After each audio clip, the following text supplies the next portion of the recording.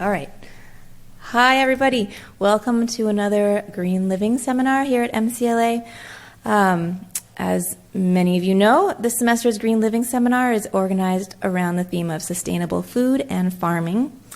All presentations are free and open to the public. They take place on Thursdays at 5:30 here in the Feigenbaum Center for Science and Innovation, room 121. Before introducing tonight's speaker, just like to announce next week's presenter. Hope you all come back on Thursday, March 7th. Trevor Mance, owner of TAM Organics, will present a lecture titled Closing the Loop, Composting Food Waste.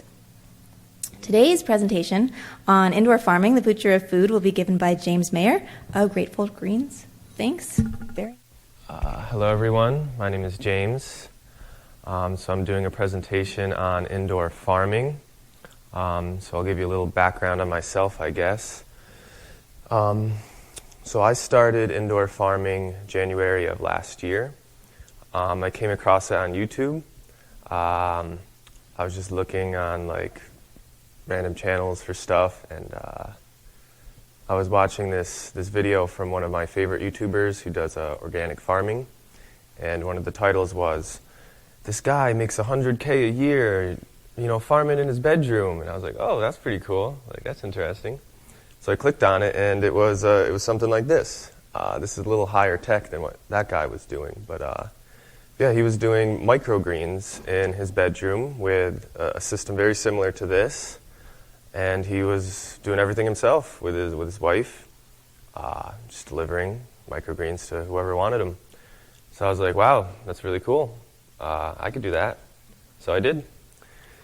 So I converted, like that guy did, a bedroom in my house in Stephentown, New York, into an indoor farm. And it worked, and it went really well. And the produce was delicious and tasted good and looked good. And I went around trying to sell it, and people wanted it. And I was like, wow, like I'm onto something here. Like this is going to work. So all last year, I did that. And the last few months of the year, I decided I wanted to try to scale things up a bit.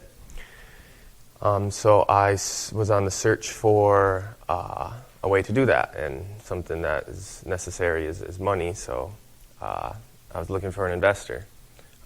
So I recently found one, and so I'm working with him with negotiations and planning and design to build a facility of its own to indoor farm. And so that's my story with indoor farming. That's where I'm at right now. So I'll talk a little bit about it. So this is one example of indoor farming. This is a little bit unusual for indoor farming, but this is a cool example.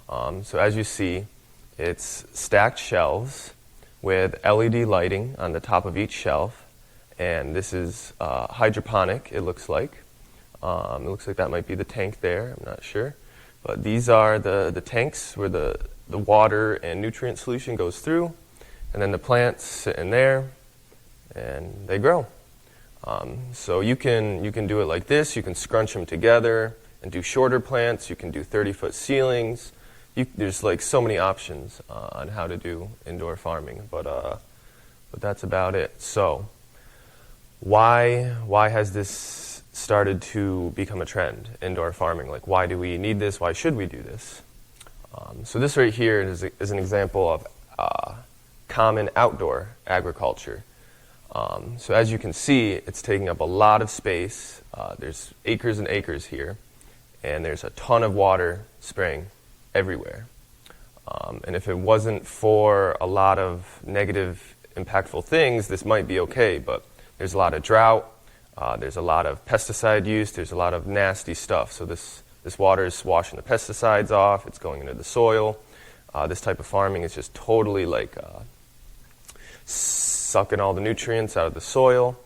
And eventually, when farming goes bad, something like this will happen. So this is a drought, I think, in California. So it literally looks like a desert. So if we continue farming like this might start happening a lot more places, and then a lot of the world might become desert, which would kind of suck, I think. So that's one reason why we should maybe look at alternative farming methods. And another big reason is poison or pesticides. So this looks like it might be cucumbers or squash or something like that. And so that's a gasoline engine with a ton of poison on top. So for one, you're emitting, whatever the gasoline engine emits, and then you're literally spraying poison on food. And I think this guy should have a better mask than that. But, he's poisoning himself, he's poisoning all the food, and then we get that food, we may or may not wash it off. Even if we wash it, we're probably still eating poison. If we don't wash it, we're definitely eating poison. So we're literally poisoning ourselves with the current agriculture system. So I think that's a terrible idea. And it's also poisoning the entire world, because all this poison is going down in the ground. It's going to go into the rivers. It's going to poison the fish. All the microorganisms in the ground are being devastated. And this is not necessary at all. We don't need to be doing this. So here's some effects of different types of pesticides on the human body. So a lot of really bad stuff. A lot of brain damage, DNA damage, diseases, illnesses, reproductive damage. So when you're pregnant, it's recommended to eat a lot of fruits and veggies. But if they have poison all over them, then that could damage your fetus and your baby, and they could come out with disabilities or illnesses or stuff like that. So this is another example of an indoor farm. In indoor farming, you don't need pesticides at all because it's an enclosed environment. So these are never sprayed. And then the water usage, the number is 95 to 99% less water than traditional agriculture, so the picture we saw earlier. Because you can just keep reusing the water over and over and over again with filtration systems or stuff that you add into the water to maybe help balance out the potential nasty stuff. And so here is a very common hydroponic setup, just so you guys can get an idea. So there's the plants, whatever you want to grow, and then it's in some type of medium. So it doesn't look like it's in any solid medium there, but you could put it in soil blocks, you can put it in stone wool, it's called, you can put it in moss, peat moss, you can use whatever you want. And so that's what I was talking about. The nutrients go in there, cycle through, and it just goes over and over and over again. And then you just keep adding nutrients and stuff like that as needed. So here's another example of indoor farming. So this is tomato production, obviously. So I'm really excited about all of it, but I'm super excited about fruit production. It may not be as economical as herbs and stuff like that, but everybody loves tomatoes, everybody loves cucumbers, squash, stuff like that. So you can grow tomatoes and pick them every single day of the year with indoor farming. Right now, we could go into an indoor farm if there was one nearby and pick these tomatoes, and they'd be super fresh.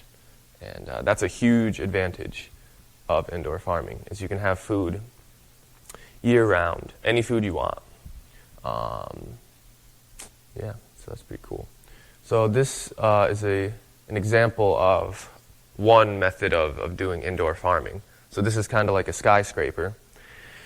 And this is probably what I'm going to end up doing, is something similar to this, having X amount of floors, and every floor will be something different. The first floor can be microgreen room, and you can have sunflower greens, pea greens, whatever.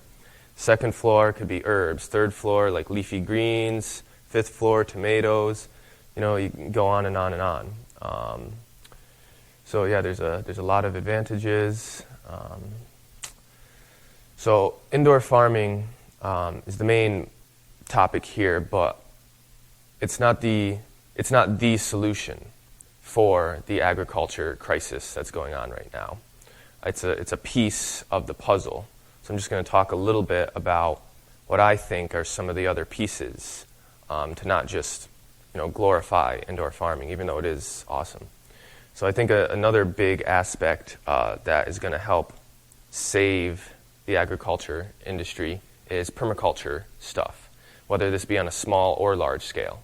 On a small scale, it can be like individuals, even if someone has like, a quarter acre or something like that, like you can still do a lot with permaculture. You can do some like dwarf trees and some bushes, and then like, whatever you want, like carrots, tomatoes, strawberries, vines, stuff like that. So this is an example of permaculture, and a big benefit of this is that all of the different plants and organisms help each other out. Because when you look in nature, in a natural setting, there's lots of different layers like this, and there's no need for pesticides. Stuff grows naturally, and like, why is that? It's because there's a balance. There's good to outweigh the bad. It's not just all one thing. So then, when something comes in, there's nothing else to counteract it. So this has lots of variety, and it can produce a ton of abundance. Like the trees will take a long time, obviously, to grow, but you just plant them and not forget about them. But it's not much effort after that. You can still do all the other crops while the trees are growing. So it's a pretty good system. I think we should be utilizing a lot more on small and large scale. So here's an example of someone's.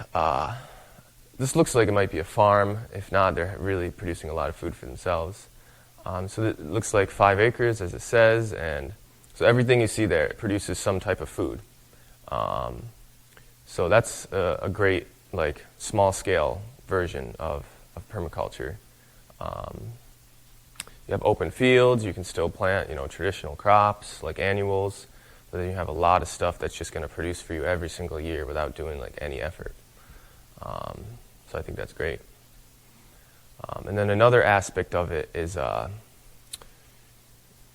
lot of smaller organic farms rather than like 5 huge mega farms. A lot of small farms are popping up, and I think they should continue to pop up because that helps with the decreasing of transportation.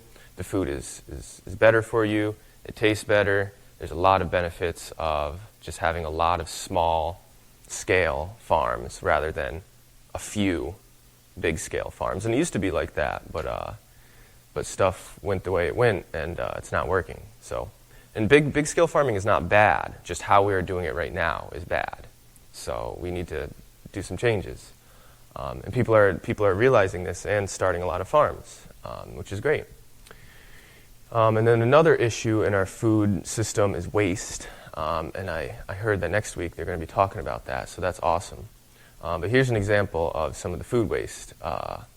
And I went through a period of my life when I was really into dumpster diving. And yeah, the amount of waste is incredible. Not just food, just like waste in general. Like you could furnish your entire apartment or house, like feed yourself like well out of dumpsters or trash. So I think some type of solutions for this is also necessary because think about all the energy that took into producing all of this. So that all came from the earth. And that's part of the reason why we're producing deserts and stuff like that. And the percentage of food waste in grocery stores and restaurants and stuff like that is like really large, and yeah, it's pretty disgusting.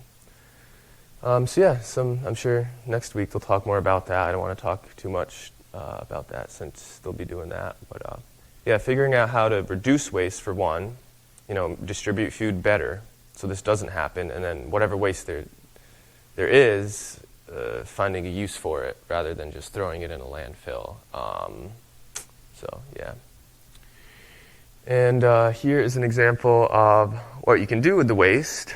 Looks like that might be manure, but pretend that's compost or something. This is like more on the small scale stuff. I think individuals should just grow their food more often. Because how people are connected to their food, I think is really important. And I feel like most people are not connected to their food like at all. They have no idea how it's grown. They don't know where it comes from. They don't know what energy was put into that on many different levels. So when you grow your own food, you know exactly the quality of it. You can put love into it, which I think does affect it, rather than like, oh my God, I got to make a profit, spray all this poison on it and get as much as I can. So this is a good method for people at home to start a garden. It's throwing down cardboard and putting on compost or manure or whatever. And I think I might have put in nope, that was it. And then you can layer it with other stuff, like straw or wood chips or twigs or whatever. So yeah, I think that would make a huge impact on the food and agriculture system if people just grew their own food more often. So yeah, that's basically it. That's what I think will help save the world when it comes to agriculture. So questions. What questions do people have? Go ahead. Yes. Some of these plants need pollination, right? Yeah. Cucumbers, how do you do it? You can introduce bees. All times of the year? Yeah, you can introduce bees into the indoor farm. I don't know exactly how the all year long thing would work with bees. Neither do I. Yeah. My wife's a beekeeper. Oh, so okay. That's interesting. But that's one way their indoor farmers are doing it, are just introducing hives into their indoor farms. So it's literally like a closed-off ecosystem inside, which is really cool. Yeah. But I don't know, because they normally are dormant for X amount of months. Well, they are here, but like in Hawaii, there's no winter. Yeah. But the bees don't make honey because they make honey to survive the winter. Yeah, interesting. So maybe you just. Pollinate? I would guess that there's enough there to support them. Yeah. Interesting. Yeah, so that'll be fun to experiment with in the future. Yes. I came in a few minutes late, but I'd love to hear about your story. Okay. And your operation. I don't know if you started with that or not. I started indoor farming January of last year, and it was a pretty small scale. It went really well. I converted a bedroom in my house into an indoor farm. And I didn't say this earlier, but I was able to produce at least 150 pounds of food a week from that space. And that's a 12 by 12 foot space. It's very, very small. So I recently met with an investor, and we've been talking, and we agreed to do this project to build a facility specifically for indoor farming, to optimize it for indoor farming. So I'm working on designing that right now. We're working out like business deal stuff as well. And that will be in Williamstown, Massachusetts. So yeah, that's my indoor farm story. Yes? I was wondering, are there supplements that are more suitable for indoor farming than others? Yeah, definitely. So anything that fruits is a lot more difficult because there's a lot of different inputs to go into that in an indoor setting. So things like microgreens are super easy for indoor farming because most of their energy comes from the seed itself, and all they need is light and water, basically. They don't even really need any nutrients. And then lettuces and leafy greens, they're the second easiest to produce. Then herbs, they're easier than tomatoes and cucumbers and stuff, but they do need to grow a little bit longer. But you can do anything. You can do anything indoors. It's just, it gets more and more complex, and then just have more to think about, which I think is fine. I think it's fun. So yeah. After you harvest, say, the lettuce, do you pull the whole plant or do you cut it and let it keep growing? So when we grow microgreens or lettuce or anything like that, we would cut it. Or a lot of indoor farms, they take the root ball itself and then tie it. You've probably seen it in the stores. They have the special containers and they have the root ball on the bottom. But we wouldn't typically let it regrow. You can. That would be a good solution at home. But on a high production level, it makes a lot more sense to just pull out the post-harvested, lettuce root ball and then compost it or do whatever you want with it, and then to replant. But you have this nice root system already there, it just won't keep growing. It will keep growing. But that's not as good an idea as replanting a new one? No, because if you let it regrow, it's not going to come back as healthy. It's not going to come back as flavorful. Like I said, at home, that would probably be a great idea. Because why not? So it's a quality thing. It's a quality thing. Yeah, it's lower quality, and it's taking up resources that could be, producing something of higher quality. And what I did was I just took everything and put it in a big compost pile. So then after, X amount of months, I could reuse that dirt again to plant more. So it was no waste. So that made sense to me. Yeah.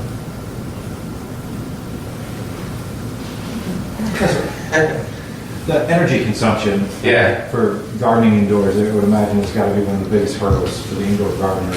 With a setup like that, what kind of power are you drawing to be able to grow all these plants? It's a lot of power for sure, especially if you're doing like something like the skyscraper looking guy.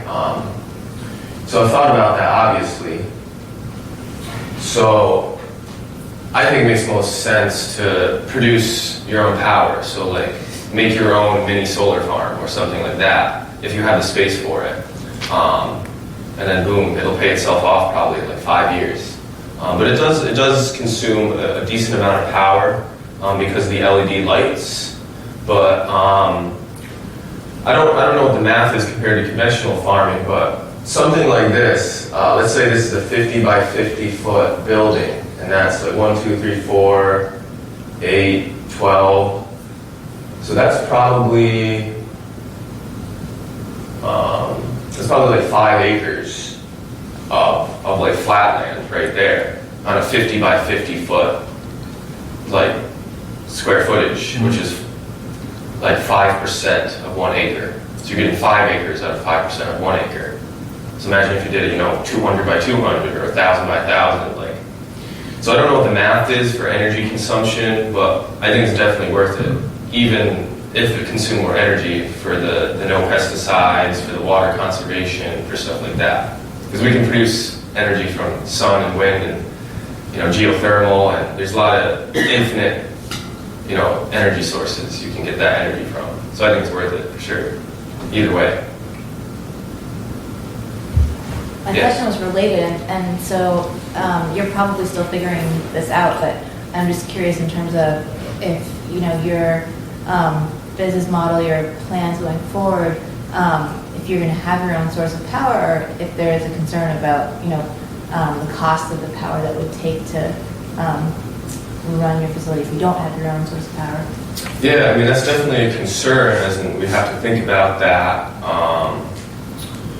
But if we can produce and sell the amounts that these farms can produce, the energy consumption is like negligible, basically, when it comes to economics.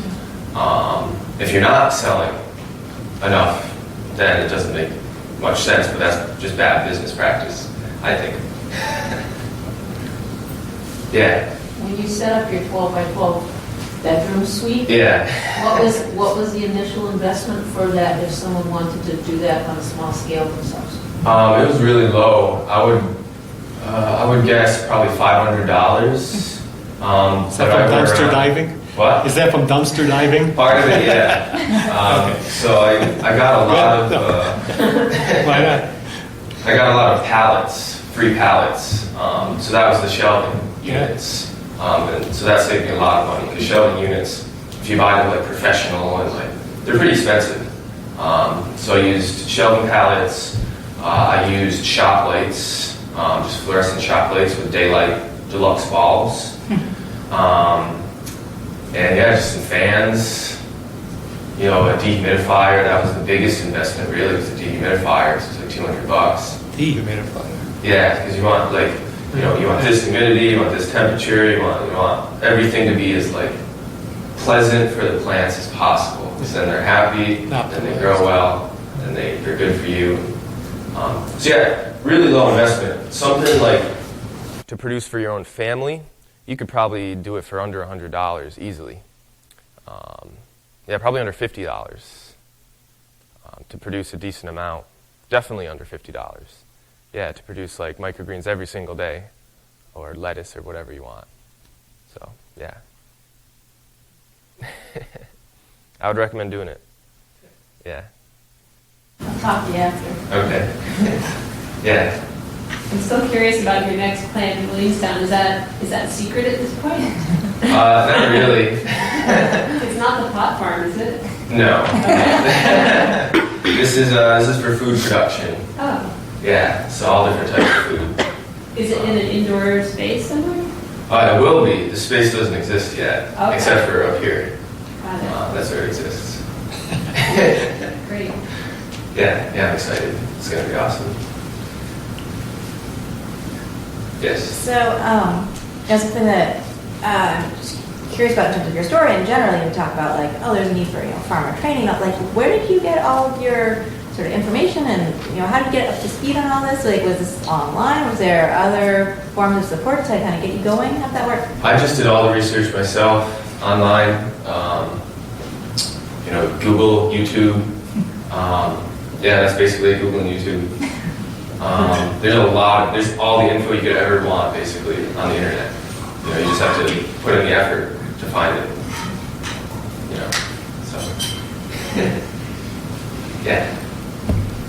Modern industrial farming is pretty mechanized. Yeah. This doesn't look like it's mechanized.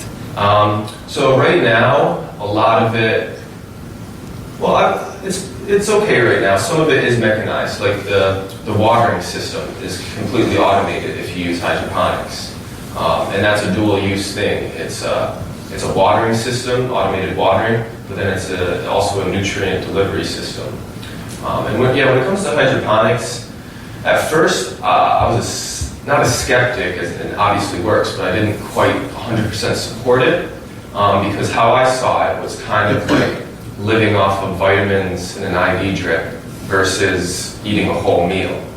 But I know that there's ways to do hydroponics and still deliver a whole meal to the plant. It's just not many people or no one is really doing that right now. So I've been thinking about that a lot recently, and I have a few ideas on how to deliver basically like liquid soil, like what they would get in the soil in a liquid format. So then you're growing the plant like really well, all those micronutrients, micro whatevers, and then it's also automatic watering. And the lighting is automatic, obviously. The entire environment is automatic. The lights on all the time? No. Oh, okay. No, they're on. It depends on the plant and the stage of growth and the farmer's opinion. But I did it for 18 hours on, 6 hours off last year. That's what I found was like, did the best yield, still keeping the plants really happy. Yeah, there's definitely room for automation. There's a lot of room for innovation in this industry, like a lot. Like this is like infant stage right now. So I have a few ideas as well for automation to make things just easier in general. But I think that human touch is really important too. Yeah, right. So. Do your nutrients, are they local? Or is that something that comes in a bag from somewhere? It depends on what you want to do. So you can get them local, you can make them yourself, or you can get them from anywhere. There's tons of places that produce them. So I have the ideas I have. I want to experiment with producing our own food source and introducing it into the system. So that would be produced on site. And we'll probably supplement with other stuff too. This is basically a big experiment right now for everyone who's doing it, because it's so early stage. So 10, 20 years from now, it's going to be like, it's going to be a lot different than it is right now. It's going to be a lot more efficient, a lot more productive. Yeah. So this year that you've been producing the greens, did you have trouble finding outlets to sell your greens? How did that work? No, not really. It went really well for me. I don't know if that's the case for everyone, but yeah, basically I started in the closet of that room, actually, of the bedroom. And it was 6 shelves, and it could produce about 50 pounds a week just out of a closet. And then I did it, and it worked, and I'm like, wow, this is awesome. I have 50 pounds of microgreens, and the market value was like $20 a pound. So I was like, whoa. But then I was like, oh, wait, I have to sell it. Like, I don't have the money magically. So yeah, I just went around door to door, myself with the greens in Ziploc bags. That's how it started, with my own logo that like looked really bad, but it was a logo. So, but yeah, no, everyone was. I just told them my story, and yeah, everything you can think of: restaurants, grocery stores, food co-ops, cafes. I did a lot of farmers markets. And then I did a lot of emailing to distributors as well. Like I teamed up with Marty's Local and another company called Field Goods. Yeah, and it just went really well. I don't know if it's the product or me or both, but it was really successful. So I actually had to step back because it was just me at the time, and I was doing like 24-hour days, and I was killing myself. So I had to step back and then figure out, like, okay, what do I need to do to, like, scale up and get more people? So, yeah. Don't forget to have an open house when you get going. Oh, yeah, definitely. I want to, definitely engage people as much as possible. Do lots of events and tours and all that good stuff. Guys like me can steal your ideas. Go for it. It's not stealing. Right? Yeah. You're right. Yeah. Because we're such an early stage, it's like, you gotta share ideas. Absolutely. Yeah, bring it up. So I would like to invite anyone who hasn't had their question answered that wants to come up and talk with James. I think we'll stick around for a little bit. Otherwise, thank you very much for sharing your story. It's really great stuff. My pleasure. Everyone else, I hope you come back next week for the public talk with Permaculture.